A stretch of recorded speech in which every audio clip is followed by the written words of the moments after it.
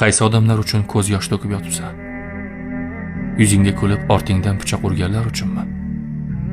Senga men bor degan, ammo eng kerak paytingda g'oyib bo'lganlar uchunmi? Sendan ming yaxshilik ko'rib, bitta yomonlikni kechira olmaganlar uchunmi? Qo'lingdan ushlab turish kerak bo'lganda itarib yuborganlar uchunmi? Sening baxtingga ko'z tikib, ichidan kuyganlar uchunmi?